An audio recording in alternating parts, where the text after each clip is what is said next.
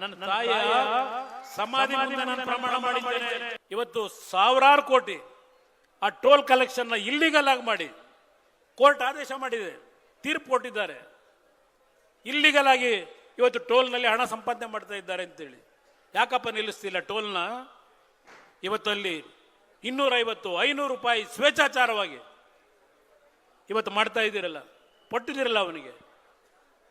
ಆ NOC ಇವರು building ಕಟ್ಟಕ್ಕೆ ಪಾಪ ಇವನು ಕೊಡ್ತಾನೆ, ಯಾರೋ ನೈಸ್ ಕಂಪ್ನಿಯವನು. ನಮಗೆ ಈ ಭೂಮಿ ಏನು ಅವಶ್ಯಕತೆ ಇಲ್ಲ, ರೋಡ್ಗೆ ನೀವು ಈ ಭೂಮಿ ತಗೋಬೋದು ಅಂತೇಳಿ ಶಿವಕುಮಾರ್ ತಮ್ಮನಿಗೆ, ಶಿವಕುಮಾರ್ ತಾಯಿ ಹೆಸರಲ್ಲಿ ಕೋಟ್ಯಾಂತರ ರೂಪಾಯಿ ಬೆಲೆ ಬಾಳ್ತಕ್ಕಂಥ ರೈತರ ಭೂಮಿನ ಲಪಟಾಯಿಸಿ ಜೀವನ ಮಾಡ್ತಕ್ಕಂಥ ನಿಮ್ಮಂಥ ಕಾಂಗ್ರೆಸ್ನ ದರೋಡೆಕೋರರು ಏನಿದ್ದೀರಿ, ಈ ಪದ ಬಳಸ್ತೀನಿ ನಾನು, ನೋಡಿದ್ದೀನಿ ನಾನು. ನಮ್ಮನ್ನು ಪ್ರಶ್ನೆ ಮಾಡ್ತೀನಿ. 47 ಎಕರೆ ಆ ಭೂಮಿ ನಾನು 84ರಲ್ಲಿ ತಗೊಂಡೆ. ಇವತ್ತು ಅಲ್ಲಿ ರಿಯಲ್ ಎಸ್ಟೇಟ್ ಬಿಸ್ನೆಸ್ ಮಾಡ್ತಿಲ್ಲ ನಾನು. ನಮ್ಮಪ್ಪ ಏನು ಹೇಳಿದ್ರು, ಕೃಷಿಕರಾಗಿ ಬದುಕಬೇಕು, ನಿಮಗೆ ಬೇರೆ ಸಂಪಾದನೆ ಮಾಡಿದ್ರೆ ನಿಮ್ಮ ಜೀವನ ಹಾಳು ಮಾಡುತ್ತೆ. ಈ ಭೂಮಿ ನಂಬಿ ಬದುಕ್ತಕ್ಕಂಥದ್ದಕ್ಕೆ ಈ ಭೂಮಿಲಿ ಬರ್ತಕ್ಕಂಥ ಹಣ ನಿಮ್ಮನ್ನು ಕಾಪಾಡ್ತದೆ. ಇದು ನಮ್ಮಪ್ಪ ಭೂಮಿನಲ್ಲಿ ನಿಂತ್ಕೊಂಡು ಹೇಳಿದಂಥ ಮಾತು 1984-83ರಲ್ಲಿ PWD ಮಿನಿಸ್ಟ್ರು. ಮಾಡೋದಾಗಿದ್ರೆ ಇವತ್ತು ಬೆಂಗಳೂರು ಅರ್ಧ ಭಾಗ ದೇವೇಗೌಡರ ಕುಟುಂಬ ಕೊಂಡ್ಕೋಬಹುದಾಗಿತ್ತು. ದೇವೇಗೌಡರು ಏನಾದರೂ ಮನಸ್ಸು ಮಾಡಿದ್ರೆ ಎಲ್ಲಿದ್ರಿ ನೀವೆಲ್ಲ? ದೇವೇಗೌಡರು ರಾಜಕೀಯ ಶುರು ಮಾಡಿದಾಗ ದೇವೇಗೌಡರನ್ನ ಪ್ರಶ್ನೆ ಮಾಡ್ತೀರಾ ಕಾಂಗ್ರೆಸ್ ನಾಯಕರು? ತಯಾರಾಗಿದ್ದೇನೆ ನಾನು ಚರ್ಚೆ ಮಾಡೋದಕ್ಕೆ, ಬಿಡದಿ ಚರ್ಚೆ ಮಾಡಕ್ಕೆ ತಯಾರಾಗಿದ್ದೀನಿ. ಯಾವ ನನ್ನ ತಾಯಂದರು ನೀವು ಹೇಳಿದ್ರಿ, ನನಗೆ 3 ಸಭೆ ಮಾಡಿದೆ ಕೃಷ್ಣ ಕಚೇರಿ ಒಳಗೆ. ಒಂದಿಬ್ರು ತಾಯಂದ್ರು ಹೇಳಿದ್ರಿ, ನೀನು ದುಡ್ಡು ಕೊಡ್ಬೋದಪ್ಪ, ಆ ದುಡ್ಡು ತಗೊಂಡು ನಾವು ಏನು ಮಾಡೋದು? ನಮ್ಮ ಮಕ್ಕಳು ಆ ದುಡ್ಡು ತಗೊಂಡೋಗಿ ಎಲ್ಲೋ ಕಳೆದ್ರೆ ನಾವು ಬೀದಿ ಬರ್ತೀವಿ. ಹಲವಾರು ರೀತಿ 3 ಗಂಟೆ 4 ಗಂಟೆ ನನ್ನ ಭಾಗದ ರೈತರನ್ನ, ನನ್ನ ತಾಯಂದ್ರನ್ನ ಕೂರಿಸ್ಕೊಂಡು ಕೃಷ್ಣ ಕಚೇರಿಯಲ್ಲಿ ಊಟ ಮಾಡಿಸಿ ಚರ್ಚೆ ಮಾಡಿದ್ದೇನೆ. ನಿಮಗ ಯೋಗ್ಯತೆ ಇದೆಯಾ ನನ್ನ ರೈತರ ಜೊತೆ ಕೂತು ಚರ್ಚೆ ಮಾಡಿ ಕೃಷ್ಣ ಕಚೇರಿಗೆ ಕರೆದು ನಿಜವಾದ ರೈತರನ್ನ ಕರೆದು ಚರ್ಚೆ ಮಾಡೋ ಯೋಗ್ಯತೆ ಇಟ್ಕೊಂಡಿದ್ದೀರಾ ನೀವು? ಇದನ್ನು ಕೇಳಲಿಕ್ಕೆ ಬಯಸ್ತಾ ಇದ್ದೇನೆ. ಯಾವ 106 ಎಕರೆ ಮಾಡಿಲ್ಲ. ಯಾವ ರೆಡ್ ಝೋನ್ ಅಂತ ಹೇಳ್ತೀರಿ, ರೆಡ್ ಝೋನು. ಆ ರೆಡ್ ಝೋನ್ ಆದ್ಮೇಲೂ ಭೂಮಿ ಖರೀದಿ ಆಗಿಲ್ವಾ ಅಲ್ಲಿ? ಬೆಂಗಳೂರಿನವ್ರು 60 ಜನ ಬಂದು ಭೂಮಿ ಖರೀದಿ ಮಾಡಿಲ್ವಾ ಅಲ್ಲಿ? ಇವತ್ತು ಈ ಒಂದು ಪ್ರಾಜೆಕ್ಟ್ ಬೇಕು ಅಂತ ಹೇಳ್ತಿರ್ತಕ್ಕಂಥವ್ರು ಅಲ್ಲಿ ಜೀವನ ಮಾಡ್ತಾ ಇರ್ತಕ್ಕಂಥ, ಹಸು ಇಟ್ಕೊಂಡು ಹಾಲು ಕರೆಯತಕ್ಕಂಥ, ಆ ತೆಂಗಿನ ಗಿಡ ಇಟ್ಕೊಂಡು ಜೀವನ ಮಾಡ್ತಕ್ಕಂಥ, ಬಾಳೆ ಬೆಳೆದಂಥ, ರೇಷ್ಮೆ ಬೆಳೆದಂಥ ರೈತರು ಭೂಮಿ ತಗೊಳ್ಳಿ ಅಂತ ಹೇಳ್ತಾ ಇಲ್ಲ. ಯಾವ ಬೆಂಗಳೂರಿನಿಂದ ಬಂದು ಕೆಲವರಲ್ಲಿ ಭೂಮಿ ಖರೀದಿ ಮಾಡಿದ್ದಾರೆ ಅವರಿಗೆ ಈ ಪ್ರಾಜೆಕ್ಟ್ ಬೇಕಾಗಿದೆ. ಅಲ್ಲಿ 50-100 ವರ್ಷದಿಂದ ಬದುಕಿರ್ತಕ್ಕಂಥ ರೈತರಿಗೆಲ್ಲ ಬೇಕಾಗಿರೋದು ಈ ಪ್ರಾಜೆಕ್ಟು.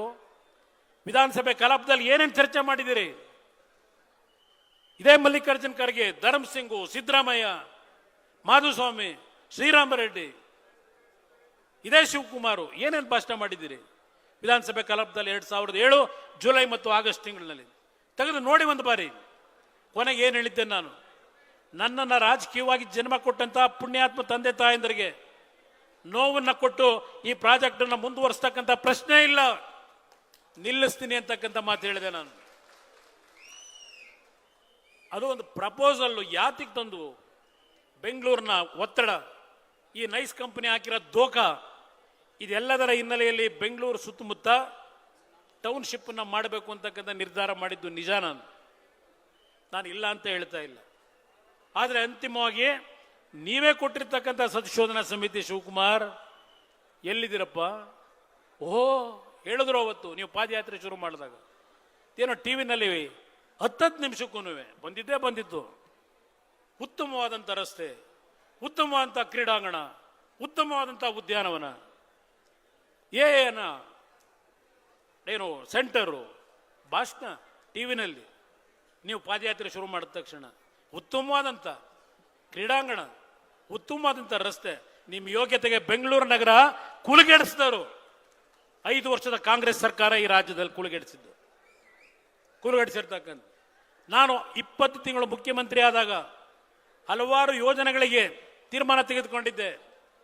ಯಾವ ಪೆರಿಫೆರಿಯಲ್ ರಿಂಗ್ ರೋಡು ಇವತ್ತು 28,000 ಕೋಟಿಗೆ ಎಲ್ಲೆಲ್ಲಿ ಸಾಲ ಮಾಡ್ಕೊಂಡು ಕೂತಿದ್ದೀರಿ, ಯಾರ್ಯಾರ ಕಮಿಷನ್ ತಗೊಳ್ಳಿಕ್ಕೆ ಆ ಯೋಜನೆ ಬೇಕು ಅಂತ ಹೊರಟಿದ್ದೀರಿ. ಕೇವಲ 3,000 ಕೋಟಿಲಿ ಮುಗಿದು ಹೋಗೋದು ಅವತ್ತು ರಸ್ತೆ. ಯಾವೊಂದು ಇಲ್ಲಿ ನಮ್ಮ ಹೆಬ್ಬಾಳದ ಫ್ಲೈಓವರ್ 30 ಕೋಟಿನಲ್ಲಿ ತೀರ್ಮಾನ ಕೊಟ್ಟಿದ್ದೆ ಆ ಒಂದು ಸುರಂಗ ಮಾರ್ಗ ಮಾಡಲಿಕ್ಕೆ, ಬರೀ 30 ಕೋಟಿನಲ್ಲಿ. ಇವತ್ತು 9,000 ಕೋಟಿ. 9,000 ಕೋಟಿ. ಏನು ಮೊನ್ನೆ ವಿಧಾನಸಭೆ ಕಲಾಪದಲ್ಲಿ ಈ ರಾಜ್ಯದ ಮುಖ್ಯಮಂತ್ರಿಗಳನ್ನೆಲ್ಲ ನೆನೆಸ್ಕೊಂಡ್ಬಿಟ್ಟಿದ್ದಾರೆ. ಕುಮಾರಸ್ವಾಮಿಗೆ ದೂರದೃಷ್ಟಿ, ಅತ್ಯಂತ ಅದ್ಭುತವಾದಂಥ ಕಲ್ಪನೆಗಳ ಮುಖಾಂತರ ನಾಡಿಗೆ ಒಳ್ಳೆ ಕೆಲಸ ಮಾಡಿದರು. ಹಾಗಿದ್ರೆ ಕೇಳ್ತಾ ಇದ್ದಲ್ಲಪ್ಪ, ಚನ್ನಪಟ್ಟಣ ಚುನಾವಣೆಯಲ್ಲಿ ಎಲ್ಲಿದೆಯಪ್ಪ ನಿನ್ನ ಸಾಕ್ಷಿ ಗುಡ್ಡೆ ಅಂತ ಹೇಳಿ. ಎಲ್ಲಿದೆ ಕುಮಾರಸ್ವಾಮಿ ಸಾಕ್ಷಿ ಗುಡ್ಡೆ? ಎಲ್ಲಿದೆ ದೇವೇಗೌಡರು ಸಾಕ್ಷಿ ಗುಡ್ಡೆ? ಭಾಷಣ ಮಾಡಿದ್ರಲ್ಲಪ್ಪ, ಈ ಕುಮಾರಸ್ವಾಮಿ ಸಾಕ್ಷಿ ಗುಡ್ಡೆ ಕಾಣಿಸ್ತಾ ಇದೆಯಾ ನಿಮಗೆ ಈಗ? ಅದರಿಂದ ಇವತ್ತು ಯಾವ ಹೋರಾಟ ಇವತ್ತು ನಮ್ಮ ರಾಜ್ಯದ, ನಮ್ಮ ದೇಶದ ಒಕ್ಕೂಟದ ವ್ಯವಸ್ಥೆನಲ್ಲಿ ಅಂತಿಮವಾಗಿ ನ್ಯಾಯಾಲಯದಲ್ಲೇ ತೀರ್ಪು ಸಿಗಬೇಕು. ಯಾವ ನೈಸ್ನ ಅಕ್ರಮಗಳು 30 ವರ್ಷದಿಂದ ಏನು ಮಾಡ್ಕೊಂಡ್ಬಂದಿದ್ದ, ಇವತ್ತು ಅಂತಿಮವಾಗಿ ಆ ನ್ಯಾಯಾಲಯದಲ್ಲಿ ತೀರ್ಪೇನು ಕೊಟ್ಟಿದ್ದಾರೆ, ಅದು ದೇವೇಗೌಡರ ಹೋರಾಟದ ಫಲ ಇವತ್ತು ನಾವು ಕಾಣ್ತಾ ಇದ್ದೇವೆ. ಯಾತಕ್ಕೆ ನಿಮ್ಮ ಸರ್ಕಾರ ಇನ್ನೂ 1 ತಿಂಗಳಾದರೂ ಈ ಒಂದು ಅಕ್ರಮವಾಗಿ ಮಾಡ್ತಾ ಇರತಕ್ಕಂಥ ಯೋಜನೆಯನ್ನು ನಿಲ್ಲಿಸ್ತಾ ಇಲ್ಲ? ಯಾರ್ರೀ ಶಿವಕುಮಾರ್? ಎಂಟೇರ ಪ್ರಾಜೆಕ್ಟ್ನ ಟೇಕ್ ಓವರ್ ಮಾಡ್ಕೊಳ್ಳೋಕೆ ಯಾರಪ್ಪ ಹೊರಟಿರೋದು? ನಾನು ಹೊರಟಿದ್ದೀನ? ಆ ನೈಸ್ನ ಭೂಮಿಗಳನ್ನ ರೈತರಿಂದ ನೈಸ್ ಹೆಸರಿನಲ್ಲಿ, ಆ BMIC ಹೆಸರಿನಲ್ಲಿ ಲೂಟಿ ಮಾಡಿದಿರಲ್ಲ, ಅದನ್ನು ಎಲ್ಲ ಟೇಕ್ ಓವರ್ ಮಾಡೋಕ್ಕೆ ಸರ್ಕಾರ ಟೇಕ್ ಓವರ್ ಮಾಡಬೇಕು, ಇಲ್ಲ ನಿನ್ನ ಬೇನಾಮಿ ಕಂಪನಿಗಳು? ನನಗೆ ಹೇಳ್ತಾರೆ ಬೇನಾಮಿ ಕಂಪನಿ ತನ್ರಪ್ಪ ನೋಡೋಣ, ಅದು ಯಾವ ಬೇನಾಮಿ ಕಂಪನಿ ಅಂದು? ಎಲ್ಲಿದೆ ಬೇನಾಮಿ ಕಂಪನಿ? ಬರೀ ಬಾಯಿ ಚಪ್ಪಲಿಕ್ಕೆ ಮಾತಾಡಬೇಡಿ. ಇದೇ ನಿಮ್ಮ ಮಾಜಿ ಶಾಸಕ, ಈಗಿನ ಮಂತ್ರಿ, ನನ್ನ ಪಕ್ಷದಿಂದಲೇ 3 ಬಾರಿ ಆಯ್ಕೆ ಆಗಿದ್ದು. ನನ್ನ ಜೊತೆನಲ್ಲಿ 15 ವರ್ಷ ಅನ್ನ ತಿಂದಿದ್ದಾನೆ, ಜೊತೆಯಲ್ಲಿ ತಿಂದಿದ್ದೇವೆ. ಆತ್ಮ ಮುಟ್ಕೊಂಡು ಹೇಳು, ನಾನು ಕಾನೂನು ಬಾಹಿರವಾಗಿ ಎಂದೂ ಸಹ ನಾನು ಅಧಿಕಾರದಲ್ಲಿ ನಮ್ಮಪ್ಪ ಕಲಿಸ್ಕೊಟ್ಟಿರ್ತಕ್ಕಂಥದ್ದು, ಸರ್ಕಾರದ ಕೆಲಸ ಮಾಡಬೇಕಾದರೆ, ರುಜುವು ಹಾಕಬೇಕಾದರೆ ಅದನ್ನ ದುಡ್ಡಿಗಿಡಬೇಡ, ಮಾರಾಟಕ್ಕೆ ಇಡಬೇಡ ಅನ್ನೋದನ್ನ ನಮ್ಮಪ್ಪ ಕಲಿಸೋರಪ್ಪ. ನಿಮ್ಮ ಅಪ್ಪ ಕೆಂಪೇಗೌಡರು, ಹೆಸರು ಕೆಂಪೇಗೌಡರು, ಅವರೇನು ಕಲಿಸ್ಕೊಟ್ಟವ್ರು ಸ್ವಲ್ಪ ಹೇಳ್ತೀಯಪ್ಪ? ಮುಖ್ಯಮಂತ್ರಿಯಾಗಿ ಏನು ಕೆಲಸ ಮಾಡು, ಏನೀಗ ಆ ನಯ ವಿನಯತೆ, ಅಯ್ಯೋ ಅಯ್ಯೋ ಆ ದೇವರು ಹೇಳೋದೇನು ಶ್ಲೋಕಗಳು ನೋಡ್ಬಿಟ್ರೆ ಏನಪ್ಪ ಇಷ್ಟು ಬದಲಾವಣೆನ? ಯಾರಾದ್ರು ಜನ ಏನು ಇಷ್ಟು ಬದಲಾವಣೆ ಆದವರಲ್ಲ ಅನ್ಕೋಬೇಕು. ಬದಲಾವಣೆ ಆಗಕ್ಕೆ ಸಾಧ್ಯ ಇಲ್ಲ. ಅತಿ ವಿನಯಂ ಧೂರ್ತ ಲಕ್ಷಣಂ ಹೇಳಿದ್ದೀನಿ, ನಾನು ಹೇಳಿದ್ದೀನಿ. ಇದನ್ನು ಚರ್ಚೆ ಮಾಡಕ್ಕೆ ಸಿದ್ಧ ಇದ್ದೇನೆ. ಇವತ್ತು ನನ್ನ ಮಾಧ್ಯಮದ ಮಿತ್ರ ಮುಂದೆ ಹೇಳ್ತಾ ಇದ್ದೇನೆ, 2:55ಕ್ಕೆ ನನಗೆ ಫ್ಲೈಟು. ನನ್ನ ತಾಯಂದ್ರಿಗೆ ನಿಮ್ಮ ಮೇಲೆ ಆಗಿರ್ತಕ್ಕಂಥ ಆಸೆ ಆಮಿಷಗಳು, ದಬ್ಬಾಳಿಕೆ ಎದುರಿಸೋದು, ನಿಮಗೆ ಕೊಟ್ಟಿರ್ತಕ್ಕಂಥ ಭೂಮಿನ ಯಾವ ಗ್ರ್ಯಾಂಟ್ ಆಗಿದೆ ಅದೆಲ್ಲವನ್ನ ಕಿತ್ಕೋತೀವಿ, ರದ್ದು ಮಾಡ್ತೀವಿ. ನಾನು ಬೆಳೆಸಿರ್ತಕ್ಕಂಥ ಪುಣ್ಯಾತ್ಮ ತಾಯಂದ್ರು ಇಲ್ಲಿ ಕೂತಿದ್ದೀರಿ. ಇರಲಿ, ಫ್ಲೈಟ್ ಹೋದ್ರೆ ಇನ್ನೊಂದು ಫ್ಲೈಟ್ಗೆ ಹೋಗ್ತೀನಿ ಬಿಡಿ, ತೊಂದರೆ ಇಲ್ಲ. ನನ್ನನ್ನು ಬೆಳೆಸಿರ್ತಕ್ಕಂಥದ್ದು ರಾಮನಗರದ ನನ್ನ ತಂದೆ ತಾಯಂದ್ರು. ರಾಜಕೀಯ ಜನ್ಮ ಕೊಟ್ಟವರು ನೀವು. ನಮ್ಮಪ್ಪ ನನಗೆ ಜನ್ಮ ಕೊಟ್ಟಿರ್ಬೋದು, ನನ್ನ ತಾಯಿ ಚೆನ್ನಮ್ಮ ಇಲ್ಲ, ಇವತ್ತು ಭೂಮಿಗೆ ಹೋಗಿದ್ದಾರೆ. ಅವ್ರ ಹೊಟ್ಟೆಲಿ ನಾನು ಹುಟ್ಟಿರ್ಬೋದು ಗರ್ಭದಿಂದ. ನನ್ನನ್ನು ಪಾಪದ ಮಾರ್ಗದಲ್ಲಿ ಹೋಗುವಂತ ಹೇಳಿಲ್ಲ. ವಿಧಾನಸಭೆಯಲ್ಲಿ ಹೇಳಿದ್ದೇನೆ, ಒಂದು ತಪ್ಪು ಮಾಡಿದೆ, ಆ ತಪ್ಪನ್ನು ತಿದ್ದುಕೊಂಡಿದ್ದೇನೆ ಅಂತಕ್ಕಂಥದ್ದನ್ನ ವಿಧಾನಸೌಧದಲ್ಲಿ ಓಪನ್ ಆಗಿ ಹೇಳಿದ್ದೇನೆ. ನಿಮ್ಮ ಥರ ಕಳ್ಳಾಟ ಆಡಲ್ಲ. ತಪ್ಪು ಮಾಡಿದರೆ ನನ್ನ ತಾಯಿ ಇವತ್ತು ಹೋದಾಗ ಹೇಳಿದ್ದೀನಿ, ನನ್ನ ತಾಯಿಯ ಶವದ ಮುಂದೆ ನಿಂತ್ಕೊಂಡು ಆ ಕೊನೆ ಹಂತದಲ್ಲಿ ನನ್ನ ಜೀವನದಲ್ಲಿ ನಾನೇನಾದರೂ ಕೆಲವು ತಪ್ಪುಗಳೇನು ಮಾಡಿದ್ದೇನೆ. ಇನ್ನು ಮುಂದೆ ನನ್ನ ಜೀವನ ಇರೋವರೆಗೆ ಈ ಭೂಮಿ ಮೇಲೆ ಎಂಥ ಪ್ರಭಾವಗಳು ಬಂದರು ಈ ಜನತೆಯ ಕಣ್ಣಲ್ಲಿ ನೀರಾಕ್ಸಲ್ಲ, ಯಾವುದೇ ರೀತಿ ತಪ್ಪುಗಳಿಗೆ ಅವಕಾಶ ಕೊಡಲ್ಲ. ನನ್ನ ತಾಯಿಯ ಸಮಾಧಿ ಮುಂದೆ ನಾನು ಪ್ರಮಾಣ ಮಾಡಿದ್ದೇನೆ. ನನ್ನನ್ನು ಪ್ರಶ್ನೆ ಮಾಡ್ತೀರಾ? ನನ್ನ ತಾಯಿ ನನ್ನನ್ನು ಯಾವ ರೀತಿ ಬೆಳೆಸಿದ್ದಾರೆ ಅಂತಕ್ಕಂಥದ್ದನ್ನ ನನ್ನನ್ನು ಪ್ರಶ್ನೆ ಮಾಡ್ಕಂತ ಹೇಳ್ತಾ ಇದ್ದೀರಿ. ನಾನು ಬದುಕು ಬಂದಿರತಕ್ಕಂಥ ದಾರಿನೇ ಬೇರೆ, ನಿಮ್ಮ ದಾರಿನೇ ಬೇರೆ. ನನ್ನ ತಾಯಂದ್ರಿಗೆ ಹೇಳ್ತೀನಿ, ನನಗೇನು ನೀವು ರಾಜಕೀಯವಾಗಿ ಜನ್ಮ ಕೊಟ್ಟಿದ್ದೀರಿ, ನನ್ನ ಬಿಡದಿ ಭಾಗದ ನನ್ನ ಜನತೆ, ಯಾವುದೇ ಕಾರಣಕ್ಕೂ ನಿಮ್ಮ ಹೋರಾಟಕ್ಕೆ ಸೋಲಾಗಲಿಕ್ಕೆ ನಾನು ಅವಕಾಶ ಕೊಡೋದಿಲ್ಲ. ನಾನು ಬದುಕಿರೋವರೆಗೆ ನಿಮ್ಮ ಜೊತೆಲಿದ್ದೇನೆ. ನಾನು ಬರೀ ಬಿಡದಿ ಭಾಗದ ರೈತರಿಗಷ್ಟೇ ಹೇಳಲ್ಲ. ಇವತ್ತು ನಮ್ಮ ರವಿ ಕೂತಿದ್ದಾರೆ ಇಲ್ಲಿ, ಶಿಡ್ಲಘಟ್ಟದ ನಮ್ಮ ಶಾಸಕ ಮಿತ್ರರು, ಅಲ್ಲೆಲ್ಲ ಜಂಗಮ್ ಕೋಟೆನಲ್ಲಿ ನಾನು ರೈತರನ್ನ ಕರೆದು ಮಾತಾಡಿದೆ. ನಾನು ಈವನ್ ಚನ್ನರಾಯಪಟ್ಟಣಕ್ಕೆ 3 ಬಾರಿ ಹೋಗಿದ್ದೀನಿ. ಅಲ್ಲಿ ನಮ್ಮ ರೈತರು ಭೂಮಿ ಕೊಡಲ್ಲ ಅಂತ ಹೇಳಿದಾಗ ನಮ್ಮ ಸ್ಟ್ಯಾಂಡಲ್ಲಿ ಯಾವುದು ಬದಲಾವಣೆ ಇಲ್ಲ. ನಾವು ಮಾಡ್ತಕ್ಕಂಥದ್ದು ತೀರ್ಮಾನ ಮಾಡಿದ್ರೆ ಈ ರಾಜ್ಯಕ್ಕೆ ಒಳಿತಾಗ್ತಕ್ಕಂಥದ್ದಕ್ಕೆ ತೀರ್ಮಾನ ಮಾಡ್ತೀವಿ. ಯಾತಕ್ಕೆ ಕುಮಾರಸ್ವಾಮಿ ಲಾಟ್ರಿ ನಿಷೇಧ ಮಾಡ್ದ?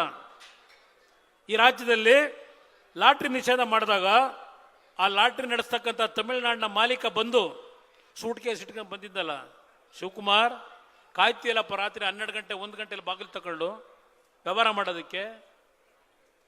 ಆ ಲಾಟ್ರಿಯನ್ನ ಈ ರಾಜ್ಯದಲ್ಲಿ ನಿಷೇಧ ಮಾಡಿದಾಗ ಎಷ್ಟು ಆಫರ್ ಕೊಟ್ಟ ನನಗವನು, ನನ್ನನ್ನು ಕೊಂಡ್ಕೊಳ್ಳಿಕ್ಕಾಯ್ತಾ? ನೀವು ಬೆಳೆಸಿರ್ತಕ್ಕಂಥ ನಿಮ್ಮ ಮಗ ರಾಜಕೀಯವಾಗಿ ಏನು ಬೆಳೆಸಿದ್ದೀರಿ, ನನ್ನನ್ನು ಯಾರು ಕೊಂಡ್ಕೊಳ್ಳಿಕ್ಕಾಗೋದಿಲ್ಲ. ರಾಜಕೀಯಕ್ಕೆ ದುಡ್ಡು ಬೇಕು, ಅಪಮಾರ್ಗಕ್ಕೂ ಹೋಗಿ ದುಡ್ಡು ಮಾಡೋ ಅವಶ್ಯಕತೆ ಇಲ್ಲ. ಚುನಾವಣೆ ಬಂದಾಗ ರಿಕ್ವೆಸ್ಟ್ ಮಾಡ್ತೀವಿ, ಯಾರೋ 4 ಜನ ಪುಣ್ಯಾತ್ಮರು ಕೊಡ್ತಾರೆ, ಆ ದುಡ್ಡಿನಲ್ಲಿ ನಾವು ಚುನಾವಣೆ ನಡೆಸ್ತೀವಿ. ಇವ್ರ ಥರ ಅಕ್ರಮವಾಗಿ ಇವತ್ತೇನು ಬಿಡದಿಯ ಆ ಭೂಮಿ ಇದೆಯಲ್ಲ, ಅಲ್ಲಪ್ಪ ಅದೆಂಥದ್ದು ಕಮಿಟಿ ಮಾಡಿದೆಯಲ್ಲಪ್ಪ, ಈಗ ಯಾವುದೋ ರಿಟೈರ್ಡ್ ಜಡ್ಜ್ದು ದೇವೇಗೌಡರು ಹೇಳ್ತಾ ಇದ್ರು. ಗೋಪಾಲಗೌಡರು ಬಂದರು, ಬೆಳಗಿನ ಸಾಯಂಕಾಲದವರೆಗೂ ಕೂತಿದ್ರಲ್ಲಿ, ಜನತಾ ನ್ಯಾಯಾಲಯ ಅಂತ ಹೇಳಿ ನಿಮ್ಮನ್ನು ಕೂರಿಸ್ಕೊಂಡು ನಡೆಸಿದ್ರು. ಸಂತೋಷ್ ಹೆಗಡೆ ಬಂದರು, ಏನಪ್ಪ ರಿಪೋರ್ಟ್ ಕೊಟ್ಟರು ಅವರು? ದೇವೇಗೌಡರು ಹೇಳ್ತಾ ಇದ್ರು. ಈಗ ಇನ್ನೊಂದು ಸಮಿತಿ ಮಾಡ್ತೀಯಲ್ಲಪ್ಪ, ಏನು ರಿಪೋರ್ಟ್ ತಗೋಬೇಕು ಅಂತ ಮಾಡಿದ್ವಿ? ಆ ಸಮಿತಿಯ ಚೇರ್ಮನ್ ಏನು ಮಾಡಿದಿರಿ? ಅವರು ಈ ರಾಜ್ಯದ ನ್ಯಾಯಾಲಯದಲ್ಲಿ ಕೂತು ಒಂದು ತೀರ್ಪು ಕೊಡ್ತಾರೆ. ಯಾವ ಸಿದ್ದರಾಮಯ್ಯನವರು ಮುಖ್ಯಮಂತ್ರಿಗಳು, ಇವರು ಮಂತ್ರಿ, ಜಿಲ್ಲಾ ಮಂತ್ರಿ. ಆ ಈಗಲ್ ಟೌನ್ನ 70 ಎಕರೆ ಸರ್ಕಾರಿ ಭೂಮಿ, ಖರಾಬ್ ಭೂಮಿ, ಏನ್ ರೇಟ್ ಫಿಕ್ಸ್ ಮಾಡೋರೆ? ಸರ್ಕಾರದ ವತಿಯಿಂದ 10 ವರ್ಷದಿಂದ 12 ಕೋಟಿ ಎಕರೆಗೆ ಫಿಕ್ಸ್ ಮಾಡಿರೋದು. ಈಗ ಹೇಳ್ತಾರೆ ನಮ್ಮ ಮುಖ್ಯಮಂತ್ರಿಗಳು, ನನ್ನ ನಾಡಿನ ಜನತೆಗೆ ಹಿಂದೆ 25 ಲಕ್ಷ ಇತ್ತು, ಈಗ ನಾನು 3 ಕೋಟಿ ಕೊಡ್ಲಿಕ್ಕೆ ತಯಾರಾಗಿದ್ದೇನೆ. ಏನು ನಿಮ್ಮ ಅಪ್ಪನ ಮನೆ ದುಡ್ಡ 3 ಕೋಟಿ? ಯಾರು ನಿನಗೆ ಪವರ್ ಕೊಟ್ಟಿರೋದು? ಯಾರು ಕೊಟ್ಟಿದ್ದಾರೆ ಪವರ್ನ? ಕೊಟ್ಟಿರೋದು ಯಾರು ಪವರು? ಆ ದುಡ್ಡನ್ನ ನಿಗದಿ ಮಾಡೋದು ರಾಜ್ಯದ ಮುಖ್ಯಮಂತ್ರಿ ಅಲ್ಲ. ಯಾವ ಅಧಿಕಾರಿಗಳಿಗೆ ಕೊಟ್ಟಿದ್ದೀರಿ ಅಧಿಕಾರ ಈ ಒಂದು ಕಾರ್ಯಾಂಗದ ವ್ಯವಸ್ಥೆ ಒಳಗೆ? ಆ ಅಧಿಕಾರಿ ತೀರ್ಮಾನ ಮಾಡೋದು.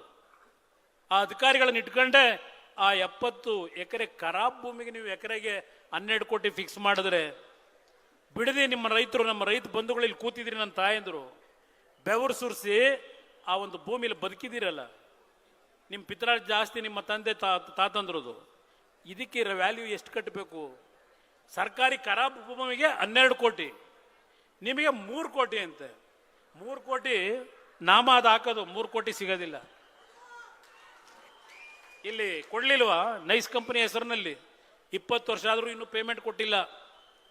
ನ್ಯಾಯಾಧೀಶರು ಹೇಳ್ತಾವ್ರೆ, ಏನ್ ಮಾಡ್ತೀರಪ್ಪ ಅಂತ. 4,000 ಜನಕ್ಕೆ ಸೈಟ್ ಕೊಡ್ತೀವಿ ಅಂದ್ರು. ಈಗ ಅದೆಂಥದ್ದು ಕುಮಾರಸ್ವಾಮಿ ಕಾಲದಲ್ಲಿ 40% ಕೊಡ್ತೀನಿ ಅಂದಿದ್ರು, ನಾನು 50 ಮಾಡಿಬಿಟ್ಟಿದ್ದೀನಿ. ಈಗ ಕುಮಾರಸ್ವಾಮಿ 25 ಲಕ್ಷ ಹೇಳಿದ್ದ, ನಾನು 3 ಕೋಟಿ ಮಾಡಿದ್ದೀನಿ. ಅವತ್ತು ನಾನು ಯಾವುದೇ ಭೂಮಿಯನ್ನ ವಶಪಡಿಸ್ಕೊಳ್ತಕ್ಕಂಥ ಸರ್ಕಾರಿ ನಿರ್ಧಾರ ಮಾಡಿಲ್ಲ.